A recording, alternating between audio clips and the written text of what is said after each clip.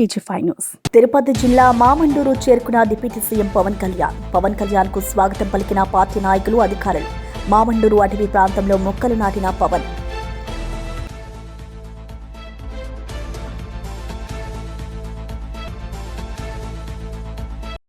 Hanamkonda Fatima junction లో తెలంగాణ జాగృతి అధ్యక్షురాలు కవిత road show.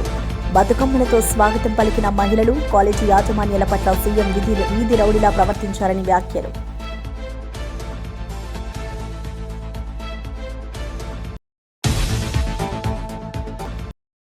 అసెంబ్లీలో లోకేష్ తల్లిని నేను అవమానించలేదు, కావాలంటే రికార్డ్స్ చూసుకోవచ్చు అన్న అంబటి రాంబాబు. మీ నాన్నను జైల్లో పెడితే కనిపించిన వాళ్ళందరినీ జైల్లో పెడతావా అంటూ ప్రశ్న. జైల్లో పెడితే ఏమవుతుంది, చచ్చిపోతామా? మీ సవాళ్లకు మేం భయపడమంటూ వ్యాఖ్య. ప్రజల దృష్టి మరల్చేందుకే నాపై రేవంత్ రెడ్డి ఆరోపణలు చేస్తున్నారన్న కిషన్ రెడ్డి. ఎన్నికల హామీల అమల్లో రేవంత్ విఫలమయ్యారన్న కిషన్ రెడ్డి. హైకమాండ్ కు భయపడే కేసీఆర్ పై చర్యలు తీసుకోవడం లేదని ఆరోపణ. తెలంగాణ అభివృద్ధిపై చర్చకు రావాలని రేవంత్ కేసీఆర్ కు సవాల్. వారణాసిలో 4 కొత్త వందే భారత రైళ్ల ప్రారంభం. ప్రధాని నరేంద్ర మోడీ చేతుల మీదుగా పత్తు చెందా. బెంగళూరు, ఖజారహో, సహరాన్పూర్, ఢిల్లీకి కొత్త సర్వీస్. ప్రజలకు సౌకర్యవంతమైన ప్రయాణం, కనెక్టివిటీయే లక్ష్యం. కీలక మార్గాల్లో గణనీయంగా తగ్గనున్న ప్రయాణ సమయం.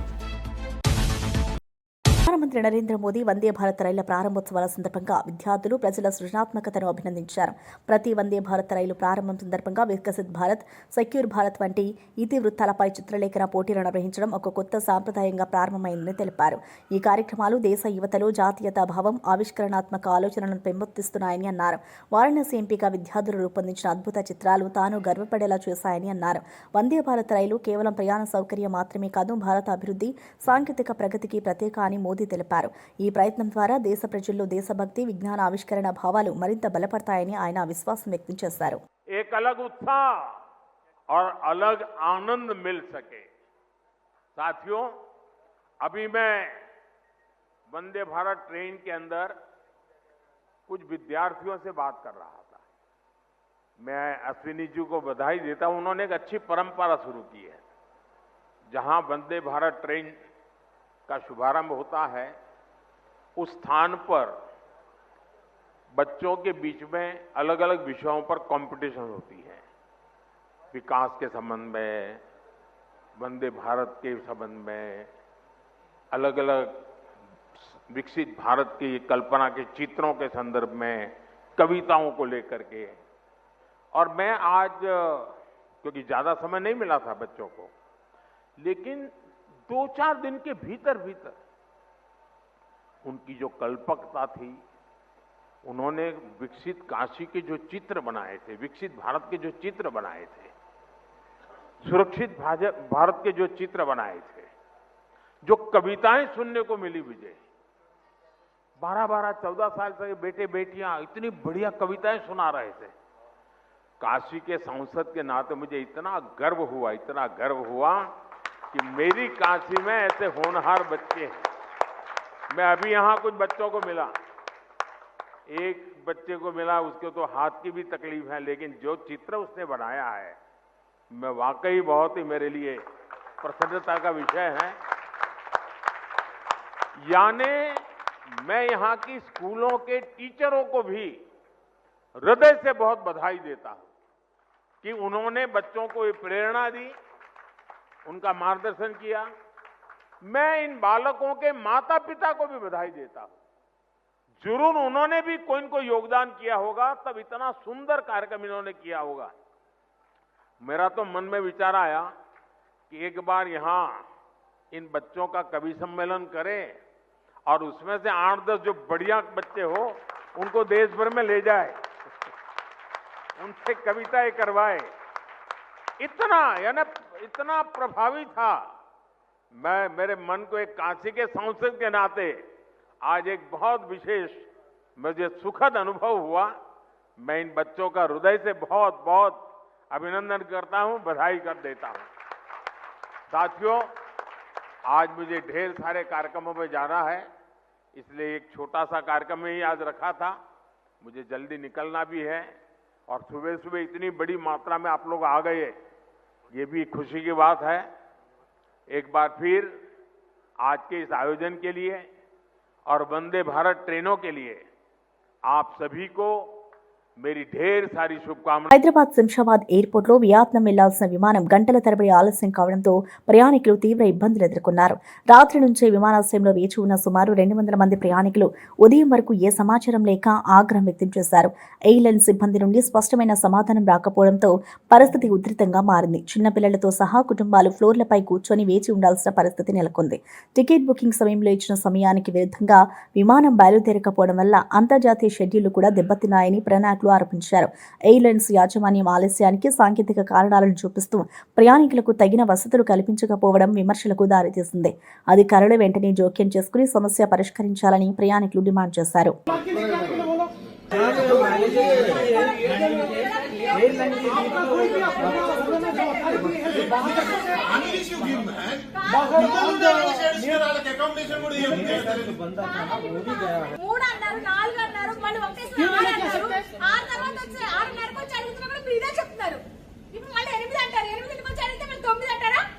ब्लैंकेट भी पूरा चेक इन में है ना भाई। కాదు మేము ఉండడానికి కనీసం అరేంజ్‌మెంట్స్ ఉన్నాయా? तो ब्लैंकेट भी नहीं दे। చిన్న పిల్లాడు 1 ఇయర్ బాబు చలికి వణికిపోతున్నాడు అక్కడ. మొత్తం లగేజ్ అంతా అక్కడ పడేసి వచ్చాం మేము. అక్కడ ఇచ్చేసి వచ్చాం చెక్ ఇన్ లో. మీరు కనీసం మా బాబుకి పడుకోవడానికి అరేంజ్ చేయండి. ఫ్లైట్ కోసం అడగట్లేదు నేను చెప్పి వచ్చి అడిగాను. అప్పుడు లేదు. ఇప్పుడు నా హస్బెండ్ కి వణుకు వచ్చింది, ఫీవర్ వచ్చేసింది, కప్పడానికి లేదు, ఏమీ లేదు. ఏం చేయాలి? కనీసం హాట్ వాటర్ కూడా దొరకట్లేదు ఇక్కడ. కొనుక్కోవాల్సి వస్తుంది ప్రతిదీ. మేమిద్దరం కపుల్ ఆల్మోస్ట్ 2.7 lakhs పే చేసినాం. ప్లస్ ఫ్లైట్ టికెట్స్ ఒక 70,000, మొత్తం అరౌండ్ వీసాస్ అంతా కలిపి హోటల్స్ అంతా కలిపి 3.5 lakhs అట్లా పే చేసినాం మేము. ఇప్పుడు వీళ్ళు ఫ్లైట్ లేదు, ఎప్పుడు స్టార్ట్ అవుతుందో తెలీదు అంటున్నారు. Indefinitely it is postpone cancelled. రాజకీయ స్వాతంత్ర్యం, ప్రజాస్వామ్య విలువలను కాపాడింది టీడీపీనే అని మంత్రి నారా లోకేష్ స్పష్టం చేశారు. ఎన్టీఆర్ నుంచి చంద్రబాబు వరకు ప్రజల హక్కుల కోసం పోరాడిన టీడీపీ చరిత్ర ఎవరికీ అందినదని అన్నారు. బీసీ సోదరుల సమస్యలు పరిష్కారం అయ్యే వరకు తాను నిద్రపోనని హామీ ఇచ్చారు. ప్రజలకు ఇచ్చిన ప్రతి హామీని నిలబెట్టుకునే పార్టీగా టీడీపీని ప్రజలు విశ్వసించారని పేర్కొన్నారు. రాష్ట్రం అభివృద్ధి పదంలో నడిపించేందుకు చంద్రబాబు తీసుకొచ్చిన సంక్షేమ, సాంకేతిక విధానాలు కీలకమని తెలిపారు. ప్రజల సత్తా కృషితోనే రాజకీయ స్వాతంత్ర్యం సాధ్యమైందని గుర్తు చేశారు. ప్రతి యువకుడు సమాజ నిర్మాణంలో భాగస్వామి కావాలని పిలుపునిచ్చారు. టీడీపీ స్థాపకుడు ఎన్టీఆర్ చూపిన దారిలో ప్రజాసేవే తమ ధ్యేయమని నారా లోకేష్ గర్వంగా పేర్కొన్నారు.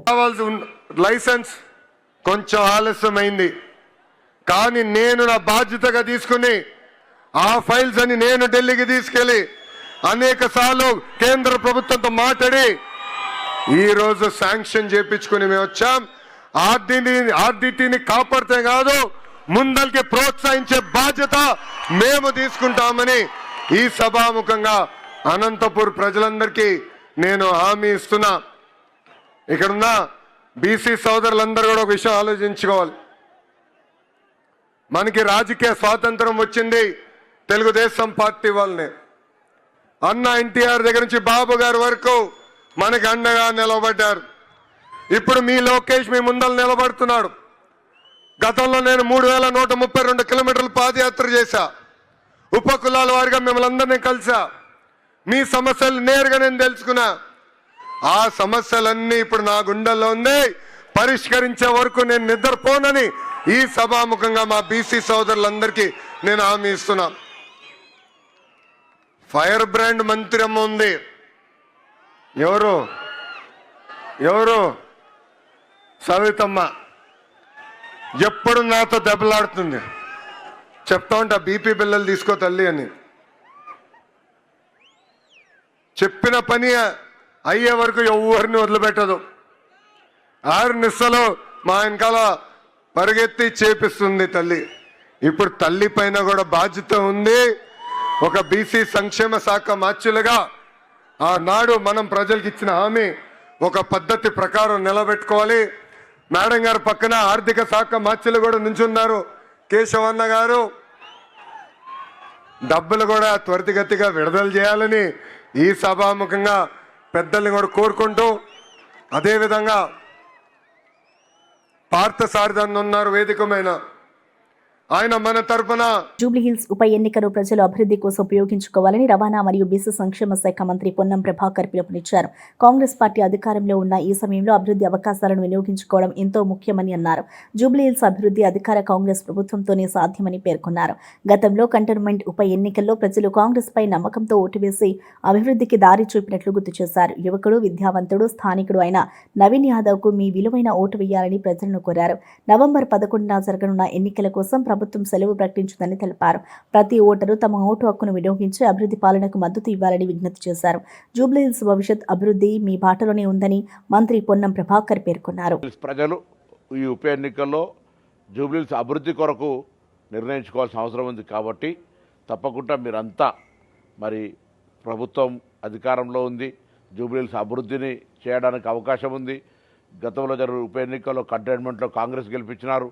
అభ్యర్థి స్థానికుడు, యువకుడు, విద్యావంతుడు కాబట్టి ఇన్ని కోణాల దృష్ట్యా కాంగ్రెస్ పార్టీ అభ్యర్థి నవీన్ యాదవ్ని గెలిపించడానికి 11వ తేదీ నాడు తప్పకుండా పోలింగ్ బూత్కి వచ్చి తమరి అమూల్యమైన ఓటు వేయాల్సిందే విజ్ఞప్తి చేస్తా ఉన్నాం. తిరుపతి జిల్లా మామండూరులో ఉప ముఖ్యమంత్రి పవన్ కళ్యాణ్ పర్యటన సందడి సృష్టించింది. అటవీ శాఖ అధికారులు, పార్టీ నాయకులు ఘనంగా స్వాగతం పలికారు. పర్యావరణ పరిరక్షణకు ప్రతీకగా మామండూరు అటవీ ప్రాంతంలో మొక్కలు నాటిన పవన్ కళ్యాణ్ ప్రజలందరూ ఒక చెట్టు నాటాలని పిలుపునిచ్చారు. ప్రకృతిని కాపాడడం భవిష్యత్ తరాల బాధ్యత అని ఆయన పేర్కొన్నారు. అభివృద్ధి పేరుతో ప్రకృతిని నాశనం చేయడం ఆపాలని ప్రభుత్వం పర్యావరణ హిత కార్యక్రమాలకు ప్రాధాన్యం ఇస్తుందని అన్నారు. తమ పర్యటనలో పవన్ కళ్యాణ్ స్థానికులతో మాట్లాడి వారి సమస్యలు తెలుసుకున్నారు. అటవీ సంరక్షణ, వన్యప్రాణుల రక్షణకు యువత ముందుకు రావాలని సూచించారు. హరితహారం కార్యక్రమానికి మళ్లీ ఊపునివ్వాలని సంకల్పించారు. ప్రజలతో కలిసి మొక్కలు నాటిన పవన్ కళ్యాణ్ కార్యక్రమం ఆ ప్రాంతంలో విశేష ఆకర్షణగా నిలిచింది. హన్మకొండ ఫాతిమా జంక్షన్లో తెలంగాణ జాగృతి అధ్యక్షులు కల్వకుంట్ల కవిత రోడ్ షోలో పాల్గొని ఉత్సాహాన్ని నింపారు. బతుకమ్మలతో స్వాగతం పలికిన మహిళలను పలకరించిన ఆమె విద్యార్థుల ఫీజు రియంబర్స్మెంట్ సమస్యలపై ప్రభుత్వంపై మండిపడ్డారు. ఫీజులు చెల్లించకపోవడంతో విద్యార్థులు, కాలేజీలు తీవ్ర ఇబ్బందులు పడుతున్నాయని పేర్కొన్నారు. విద్యార్థుల భవిష్యత్తుతో ప్రభుత్వం రాజకీయాలు ఆడుతుందని ఆవేదన వ్యక్తం చేశారు. పెన్లు ఎప్పుడుంది? 26 తారీఖు.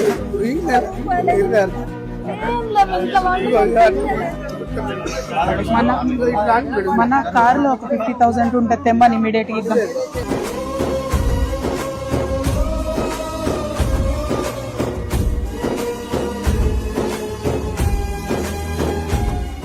ఫీజు రియంబర్స్మెంట్ రాక మాకు ఇబ్బంది అవుతుందని ప్రత్యక్షంగా చెప్పడానికి ఇక్కడి వరకు రావడం జరిగింది. మరి మీ అందరికీ తెలుసు, ఇదివరకు నేను కౌన్సిల్లో గట్టిగా ప్రభుత్వాన్ని నిలదీస్తే ఆనాడు గౌరవ ముఖ్యమంత్రి రేవంత్ రెడ్డి గారు కౌన్సిల్లో మాట ఇచ్చిండ్రు. 2025 సంవత్సరంలో ప్రతి నెల ఖచ్చితంగా పాత బకాయిలు, కొత్త బకాయిలు అన్ని కలిపి ఫీజు రియంబర్స్మెంట్ చెల్లిస్తామని మాట ఇచ్చిండ్రు. కానీ నిన్న ముఖ్యమంత్రి రేవంత్ రెడ్డి గారు మాట్లాడిన తీరు చూస్తూ ఉంటే వీధి రౌడీలు కూడా సిగ్గుపడేటట్టుగా మాట్లాడారు. ఒక్కొక్క కాలేజీ యాజమాన్యుల్ని పట్టుకొని ఆయన తాట తీస్తాడట, తోలు తీస్తాడట. ఎందుకోసం తోలు తీస్తారు రేవంత్ రెడ్డి గారు? మనకు ఆనాడు ఆంధ్రలో వివక్ష ఉన్నప్పుడు, ఆంధ్ర ప్రభుత్వాలు ఇక్కడ ప్రభుత్వ కళాశాలలు పెట్టినప్పుడు ఇక్కడి తెలంగాణ బిడ్డలు చిన్న చిన్న గ్రూపులుగా ఏర్పడి లోన్లు తెచ్చుకొని కష్టపడి డిగ్రీ కాలేజీలు పెట్టి, ఇంజనీరింగ్ కాలేజీలు పెట్టి, జూనియర్ కాలేజీలు పెట్టి మన తెలంగాణ బిడ్డలను చదివించినందుకు మీరు తోలు తీస్తారా వాళ్ళది? ఎందుకోసం తీస్తారు? మీరు మాట తప్పినందుకు కదా ఇవాళ వాళ్ళు కాలేజీలు బంద్ పెట్టింది. మీరు ఇస్తామని చెప్పి ఇవ్వకపోతే కదా ఇవాళ వాళ్ళు కాలేజీలు బంద్ పెట్టింది. కాలేజీ యాజమాన్యులకు మేము కూడా అప్పీల్ చేసినాం. మీరు సింబాలిక్ గా 1-2 days బంద్ చేయండి, పిల్లల చదువులు ఎఫెక్ట్ పడకుండా చేయండి, మీ తరఫున కొట్లాడతామని మేము కూడా అప్పీల్ చేసినాం. కాకపోతే వాళ్ళు కడుపు మండి ఉన్నారు, నడపలేనటువంటి పరిస్థితిలో ఉన్నారు, పేద పరిస్థితిలో ఉన్నారు. మరి మీరు కాంట్రాక్టర్లకు పైసలు ఇస్తారు ఎట్లా, కాలేజీలకు పైసలు ఇయ్యారు ఎందుకు? అవి పక్కన పెట్టుకొని మీ తప్పులు పక్కన పెట్టి, మీ తప్పులు దాచిపెట్టి కాలేజీ వాళ్ళ మీద మీరు నిన్న చేసినటువంటి వీరంగం అన్నది తప్పు. దీన్ని మేము తీవ్రంగా ఖండిస్తా ఉన్నాం. మీరు క్షమాపణ చెప్పాలి. మిమ్మల్ని 1800 నుంచి 2000 కాలేజీలు బంద్ పెట్టిరండి. మీరు నిన్న 2-3 పేర్లు చెప్పారు. ఏమన్నారు? 2-3 పేర్లు చెప్పి వీళ్ళు మమ్మల్ని ఈ పర్మిషన్ అడిగినారు, ఆ పర్మిషన్ ఇయ్యను, నేను ఇయ్యను అంటున్నారు. ఇయ్యకండి. 10 మంది మిమ్మల్ని పర్మిషన్ అడిగిన వాళ్ళని పక్కన పెట్టండి. మిగతా 100లాది కాలేజీలు ఏం చేసినాయి మిమ్మల్ని? మిగతా 100లాది కాలేజీలో చదువుతున్న పిల్లలు ఏమైపోవాలా? వాళ్ళ భవిష్యత్ ఏమైపోవాలా? అది ఆలోచించమని నేను ప్రభుత్వాన్ని డిమాండ్ చేస్తా ఉన్నాను. ఖచ్చితంగా కాలేజ్ యాజమాన్యాల పక్షాన మేము నిలబడతాం. ఎందుకోసం అంటే ఎప్పుడైతే తెలంగాణలో ప్రభుత్వ కాలేజీలు లేవో, మన తెలంగాణ మనకు కానటువంటి సందర్భంలో కూడా వాళ్ళు తెలంగాణ ప్రజల పక్షాన్ని నిలబడ్డారు. ఇవాళ ఫీ రియంబర్స్మెంట్ అంటే పేద పిల్లల కోసమే, వేరే వాళ్ళ కోసం కాదు. మీరు మాట తప్పి యజమానులను అట్లా మాట్లాడడం చాలా చాలా దారుణం. మేము దాన్ని తీవ్రంగా ఖండిస్తున్నాం.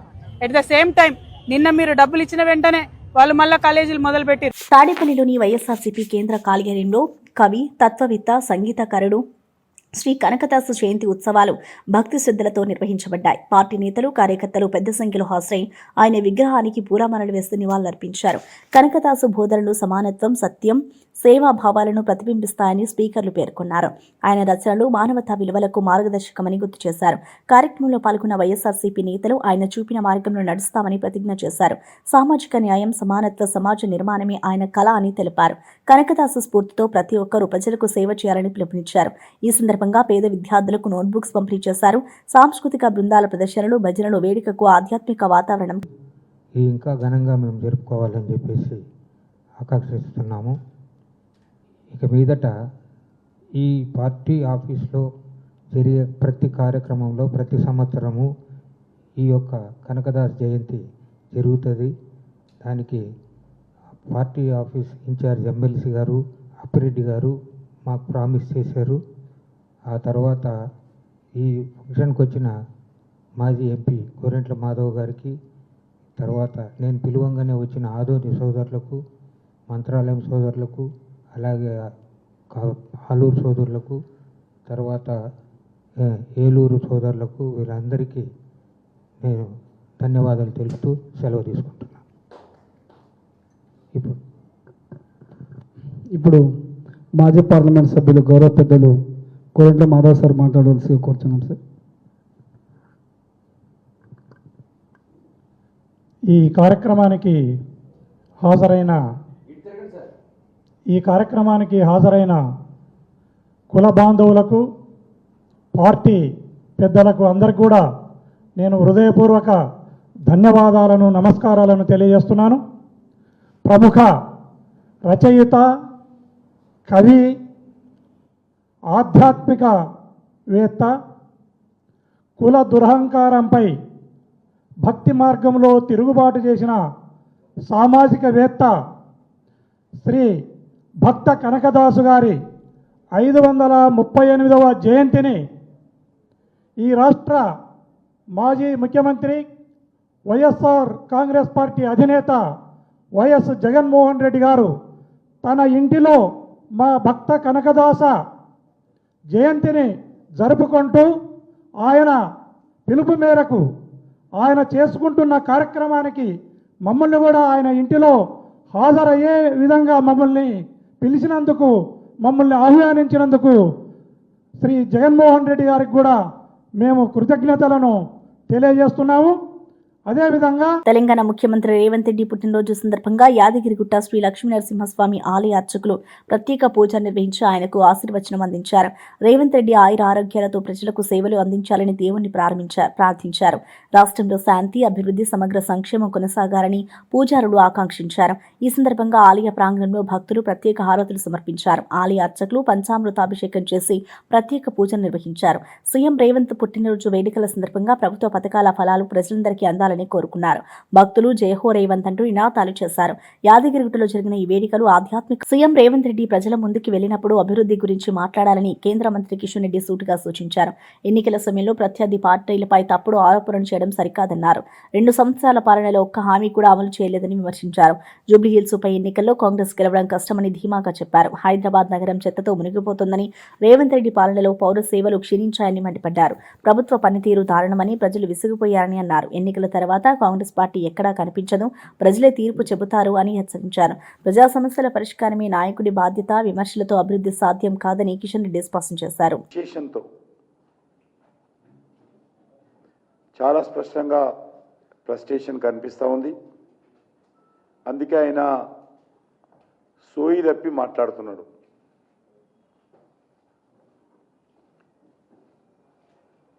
ఎవరైనా ఒక ముఖ్యమంత్రి ఎన్నికలప్పుడు కానీ, ప్రజల మధ్యకు వెళ్ళేటప్పుడు కానీ, తన ప్రభుత్వము ఏం చేసిందో వివరించి, ఏం చేయబోతున్నాడో చెప్పి ప్రత్యర్థి వైఫల్యాలను విమర్శించి ఓట్లు అడగాలి. కానీ ఈరోజు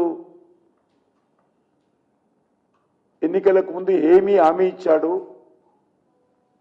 ఆ ఒక్క మాట కూడా మాట్లాడాడు. 2 సంవత్సరాల్లో ఇచ్చినటువంటి హామీల మీద ఏం చేశాడు, ప్రభుత్వము ఈ యొక్క హామీలను ఏ మేరకు అమలు చేసిందో దాని మీద ఒక్క మాట మాట్లాడాడు. ప్రత్యర్థి పార్టీల మీద విమర్శ అది పార్టీ పరంగా సమస్యల పరంగా ఉండాలి. కానీ ముఖ్యమంత్రి పూర్తిగా గత 2 సంవత్సరాలలో ఇచ్చినటువంటి ఏ ఒక్క హామీ అమలు చేయకుండా పూర్తిగా వైఫల్యం చెంది ప్రజలలో వస్తున్నటువంటి టీడీపీ నేత నారా లోకేష్ ఆరోపణలకు స్పందించిన మంత్రి అంబటి రాంబాబు, లోకేష్ తల్లిని నేను ఎప్పుడూ అవమానించలేదు, కావాలంటే అసెంబ్లీ రికార్డులు చూసుకోండి అన్నారు. రాజకీయ ప్రయోజనాల కోసం తప్పుడు ప్రచారం చేస్తున్నారని ఆరోపించారు. మీ నాన్నను జైల్లో పెట్టారంటే కనిపించిన వాళ్ళందరినీ జైల్లో పెడతావా అంటూ లోకేష్ పై సూటి ప్రశ్నలు వేశారు. జైల్లో పెడితే చచ్చిపోతామా, మేం భయపడం అని తేల్చి చెప్పారు. వైసీపీ ప్రభుత్వం ప్రజల కోసం పనిచేస్తుందని, టీడీపీ మాత్రం నాటకాలు ఆడుతుందని విమర్శించారు. లోకేష్ సవాళ్లతో కాదు ప్రజాసేవతో గుర్తింపు తెచ్చుకోండి అని సలహా ఇచ్చారు. సభలో చేసిన ప్రతి వ్యాఖ్య రికార్డులో ఉందని, వాస్తవాలను వక్రీకరించి ప్రజలను తప్పుదోవ పట్టించకూడదని హెచ్చరించారు. నేను అనవసరంగా అన్యాయంగా వారి తల్లిగారిని దూషించడం కానీ, వారి తల్లిగారిని అవమానించడం కానీ నేను ఎప్పుడు చెయ్యలేదని కూడా చెప్తున్నా. ఇప్పటికి చెబుతున్నా, అప్పుడు చెప్పా, ఎప్పుడు చెబుతా. నేను అవమానించినట్టుగా ఏదైనా ఉంటే చూపించమని అడుగుతా ఉన్నా. ఊరికినే మా తల్లిని అవమానించారు, మా నాన్నను జైల్లో పెట్టారు అంటే మీ నాన్న జైల్లో పెడితే కనపడంలో జైల్లో పెడతావా? మీ నాన్న ఒక నేరంలో జైలుకి వెళ్ళాడు, 53 రోజుల తర్వాత బెయిల్ వచ్చింది. అందువల్ల ఇవాళ కనపడడంలా జైల్లో పెడతాను, జోగి రమేష్ని జైల్లో పెడతాను, చెవిరెడ్డి భాస్కర్ రెడ్డిని జైల్లో పెడతాను, వైఎస్ఆర్ కాంగ్రెస్ పార్టీ కార్యకర్తల్ని నాయకుల్ని అందరిలో జైల్లో పెడతాను. పెట్టుకో, ఏమైంది జైల్లో పెడితే? చచ్చిపోతామేంటి జైల్లో? జైల్లో పెడితే రామా బయటికి? మీ నాన్న రాలేదా? జగన్మోహన్ రెడ్డి రాలేదా? ఏంటి ఇవన్నీ మాకేం కొత్త కాదని కూడా ఈ సందర్భంగా నేను మనవి చేస్తున్నాను. నువ్వు జైల్లో పెడితేనో, నువ్వు కేసులు పెడితేనో, నువ్వు సవాళ్ళు చేస్తేనో, నువ్వు రెడ్ బుక్లు చేస్తేనో ఎవడు భయపడడు, భయపడటానికి సిద్ధంగా లేము. దీని ప్రతిఫలం అనుభవించడానికి నువ్వు సిద్ధంగా ఉండు. పిల్ల లోకేష్, నీవు పిల్లోడివి, నీకు తెలియదు. మీ నాన్న ముఖ్యమంత్రి అయ్యాడని, నువ్వు గెలిచానని ఏదో సంబరాలు చేసుకుంటున్నావు. అవన్నిటికీ కూడా మీరు చూశారుగా, 1.5 సంవత్సరం అయింది. ఎంత ప్రజల్లో తిరుగుబాటు వచ్చిందో నేను ప్రత్యేకంగా మీకు చెప్పాలా? బీజేపీ నేతలను కేంద్ర ఎన్నికల సంఘాన్ని తమ గుప్పిట్లో పెట్టుకుని ఓటు చోరీకి పాల్పడ్డారని కాంగ్రెస్ నేత రాహుల్ గాంధీ ఆధారాలతో నిరూపించారని టీపీసీసీ అధ్యక్షుడు మహేష్ కుమార్ గౌడ్ వెల్లడించారు. హర్యానాలో 25 లక్షల నకిలీ ఓటర్లు ఉన్నారని, ఫలితాలు పూర్తిగా తారుమారయ్యాయని అన్నారు. ప్రజాస్వామ్య వ్యవస్థను దెబ్బతీసే కుట్రలో బీజేపీ పాలు పంచుకుందని ఆరోపించారు. ఎన్నికల ప్రక్రియ పారదర్శకంగా సాగాలంటే కేంద్ర ఎన్నికల సంఘం స్వాతంత్రంగా పనిచేయాలని సూచించారు. ఓటు చోరీ అంటే ప్రజల నమ్మకాన్ని ద్రోహం చేయడమే అని వ్యాఖ్యానించారు. హర్యానా, మహారాష్ట్ర, యూపీలో భారీ స్థాయిలో ఓటు తారుమార్లు జరిగాయని వివరించారు. రాహుల్ గాంధీ ప్రజాస్వామ్య పరిరక్షణ కోసం చేస్తున్న పోరాటానికి ప్రజల మద్దతు లభిస్తుందని చెప్పారు. ప్రజాస్వామ్యాన్ని బలహీనపరిచే శక్తులను కాంగ్రెస్ ఎప్పటికీ ఎదుర్కొంటుందని గౌడ్ ధీమా వ్యక్తం చేశారు. లక్షలాది ఓట్లని చేర్చడం, తమది కావనుకున్న అర్హులైన ఓట్లని తొలగించడం, ఈ రెండు కూడా చాలా దిగజారి బీజేపీ పార్టీ చేస్తూ ఉంది. ఇప్పుడు తాజాగా హర్యానాలో బీజేపీ వేసిన కుట్రల వల్ల ఎలక్షన్ల యొక్క తీర్పులు తారుమారినటువంటి పరిస్థితి, వాటిని కూడా నిన్నగాక మొన్న రుజువులతో బయటపెట్టినటువంటి సందర్భం. హర్యానాలో కాంగ్రెస్ పార్టీకి ఓవరాల్గా రాష్ట్రంలో దక్కాల్సినటువంటి విజయాన్ని, రాష్ట్ర ప్రజలంతా కూడా కాంగ్రెస్ గెలుస్తున్నటువంటి పరిస్థితి నుంచి కాంగ్రెస్ గెలవకుండా బీజేపీ అధికారం చేజిక్కున్న తీరుని పరిశీలిస్తే ఏఐసీసీ తెలంగాణ ఇన్ఛార్జి మీనాక్షి నటరాజన్ కేంద్ర ప్రభుత్వంపై తీవ్ర వ్యాఖ్యలు చేశారు. స్వాతంత్ర సంస్థలను తమ రాజకీయ ప్రయోజనాల కోసం బీజేపీ ప్రభుత్వం దుర్వినియోగం చేస్తుందని ఆమె మండిపడ్డారు. మహారాష్ట్ర, హర్యానా ఎన్నికల్లో ప్రజల తీర్పు ప్రజాస్వామ్యానికి అనుకూలంగా లేకపోవడం ప్రజల్లో అసంతృప్తిని తెచ్చిందన్నారు. ప్రజలతో మమేకం అవ్వకుండా సెంట్రల్ ఏజెన్సీలను ఆయుధాలుగా వాడుతూ రాజకీయాలకు నడపడం దేశానికి ప్రమాదకరమని పేర్కొన్నారు. కాంగ్రెస్ పార్టీ ప్రజాస్వామ్య పరిరక్షణ కోసం నిరంతరం కాపాడుతుందని, ప్రతి రాష్ట్రంలో ప్రజల విశ్వాసం తిరిగి తెచ్చుకుంటుందని అన్నారు. రాష్ట్ర, జాతీయ స్థాయిలో ప్రజా సంక్షేమమే తమ ప్రాధాన్యత అని తెలిపారు. ప్రజాస్వామ్య విలువలు కాపాడాలంటే అన్ని పార్టీలు స్వాతంత్ర సంస్థల గౌరవాన్ని నిలబెట్టాలని మీనాక్షి స్పష్టం చేశారు. और उसके कई उदाहरण हम सबके सामने हैं. ईडी हो, सीबीआई हो, अलग अलग पालिकाएं हो, पार्लियामेंट हो, सभी संस्थाओं की अवमानना 2014 के बाद हुई है और उसके कई उदाहरण हैं. बहुत सारे जगह पर आप लोगों की भी आवाज़ को दबाने की कोशिश की गई है और उसके बावजूद जिसको लोकतंत्र का चौथा स्तंभ कहा जाता है, आप लोग खड़े रहे हैं. जब ये चल ही रहा था तब राहुल जी ने भारत जोड़ो यात्रा और फिर भारत जोड़ो न्याय यात्रा की शुरुआत की और उसके बाद संविधान और संवैधानिक मूल्यों की रक्षा के लिए वो खुलकर आगे आए. हरियाणा और महाराष्ट्र के चुनाव हो जाने के बाद हम सबको ऐसा लगता था कि ये जो परिणाम आए हैं, इन परिणामों से विपरीत जन भावनाएं थी. जन भावनाओं का रिफ्लेक्शन चुनाव के परिणामों में दिखाई नहीं दिया. తెలంగాణ ముఖ్యమంత్రి రేవంత్ రెడ్డి ప్రసంగాలు ప్రజలను తప్పుదారి పట్టించేలా ఉన్నాయని కేంద్ర మంత్రి కిషన్ రెడ్డి అన్నారు. సీఎం ఎన్నికల సమయంలో ప్రజల మధ్యకు వెళ్లినప్పుడు చేసిన అభివృద్ధి గురించి మాట్లాడాలి, కానీ ప్రతిపక్షాలపై తప్పుడు విమర్శలు చేయడం సరైంది కాదు అని మండిపడ్డారు. ప్రజలు ఇచ్చిన అధికారాన్ని సక్రమంగా వినియోగించకుండా కాంగ్రెస్ పార్టీ రాజకీయ లాభాలకే పరిమితమైందని వ్యాఖ్యానించారు. రేవంత్ రెడ్డి మాటల్లో అసహనం, అసమ్మతత కనిపిస్తోంది. తెలంగాణకు అభివృద్ధి అవసరం, రాజకీయ డ్రామాలు కాదు అని కిషన్ రెడ్డి అన్నారు. కేంద్రం తెలంగాణ అభివృద్ధికి సమగ్ర సహకారం అందిస్తుందని చెప్పారు. రాజకీయాలు ప్రజలు మేలు కోసం ఉండాలి, ప్రత్యర్థులను దూషించడానికి కాదు అని అన్నారు. ఇక తెలంగాణ భవిష్యత్ అభివృద్ధి దిశగా సాగాలంటే ఖచ్చితమైన ప్రణాళిక అవసరమని, ప్రజల ఆశలను నెరవేర్చడంలో కాంగ్రెస్ విఫలమైందని కిషన్ రెడ్డి ధ్వజమెత్తారు. ఇబ్బంది ఉండదు. నీ మూర్ఖత్వం వల్ల, నీ అజ్ఞానం వల్ల ఈ అనర్థాలు జరుగుతున్నాయి. ఇంకా ఏం మాట, మూర్ఖపు మాట. 2 సంవత్సరాలు అయింది మీ చేతికొచ్చి ప్రగతి భవన్.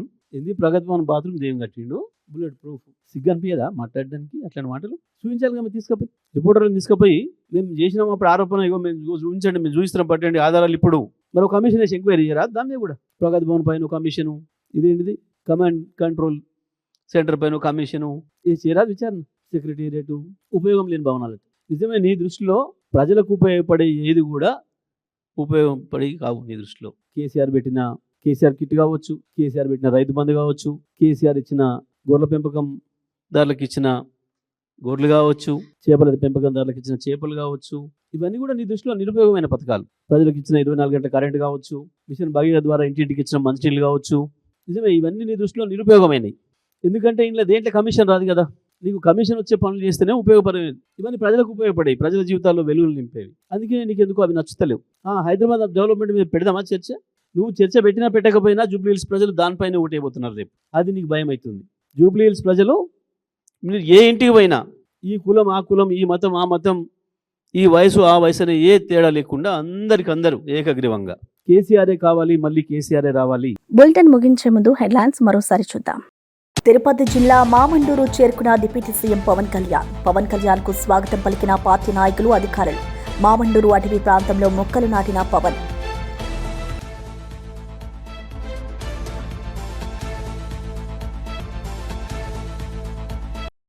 హన్మకొండ ఫాతిమా జంక్షన్లో తెలంగాణ జాగృతి అధ్యక్షురాలు కవిత రోడ్ షో. బతుకమ్మలతో స్వాగతం పలికిన మహిళలు. కాలేజీ యాజమాన్యాల పట్ల సీఎం వీధి రౌడీలా ప్రవర్తించారని వ్యాఖ్యలు.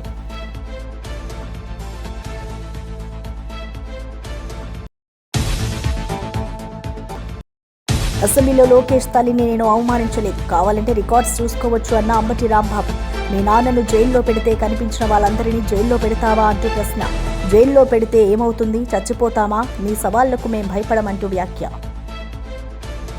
ప్రజల దృష్టి మరల్చేందుకే నాపై రేవంత్ రెడ్డి ఆరోపణలు చేస్తున్నారన్న కిషన్ రెడ్డి. ఎన్నికల హామీల అమల్లో రేవంత్ విఫలమయ్యారన్న కిషన్ రెడ్డి. హైకమాండ్కు భయపడే కేసీఆర్ పై చర్యలు తీసుకోవడం లేదని ఆరోపణ. తెలంగాణ అభివృద్ధిపై చర్చకు రావాలని రేవంత్ కేసీఆర్కు సవాల్. వారణాసిలో 4 కొత్త వందే భారత రైళ్ల ప్రారంభం. ప్రధాని నరేంద్ర మోడీ చేతుల మీదుగా పత్తు చెంద బెంగళూరు, ఖజారహో, సహరాన్పూర్, ఢిల్లీకి కొత్త సర్వీస్. ప్రజలకు సౌకర్యవంతమైన ప్రయాణం, కనెక్టివిటీయే లక్ష్యం. కీలక మార్గాల్లో గణనీయంగా తగ్గనున్న ప్రయాణ సమయం. కేవీ బులెటిన్ విశేషాలు మరో బులెటిన్లో మళ్ళీ కలుద్దాం. చూస్తూనే ఉండండి.